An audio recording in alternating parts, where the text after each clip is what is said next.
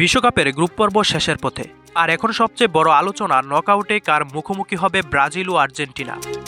প্রথমে আসি ব্রাজিলের কথায়। সেলেসাওরা গ্রুপ পর্বের সব ম্যাচ শেষ করেছে এবং গ্রুপ চ্যাম্পিয়ন হিসেবেই নকআউটে উঠেছে। স্কটল্যান্ডকে ৩-০ গোলে হারিয়ে তারা শক্ত বার্তা দিয়েছে ব্রাজিল শিরোপার লড়াইয়ে পুরোপুরি প্রস্তুত।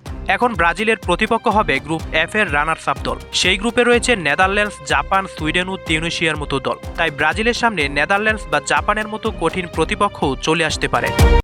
এবার আর্জেন্টিনার কথা। মেসির দল ইতিমধ্যেই নকআউট নিশ্চিত করেছে। ২ ম্যাচে ২ জয় নিয়ে তারা গ্রুপ জে এর শীর্ষে আছে। তবে আর্জেন্টিনার এখনও জর্ডানের বিপক্ষে একটি ম্যাচ বাকি। সেই ম্যাচের ফলের পরেই চূড়ান্ত হবে তারা গ্রুপ চ্যাম্পিয়ন হিসেবে শেষ করছে কিনা। যদি শীর্ষস্থান ধরে রাখতে পারে তাহলে নকআউটে তাদের প্রতিপক্ষ হবে গ্রুপ এইচ এর রানার্স আপ দল। বর্তমানে সেই লড়াইয়ে রয়েছে উরুগুয়ে, স্পেন ও সৌদি আরব। সব মিলিয়ে চিত্রটা এখন বেশ রোমাঞ্চকর। ব্রাজিলের প্রতিপক্ষ প্রায় নিশ্চিতভাবে গ্রুপ এফ থেকে আসবে, আর আর্জেন্টিনার প্রতিপক্ষ নির্ভর করছে তাদের শেষ ম্যাচ ও গ্রুপ এইচ এর সমীকরণের উপর।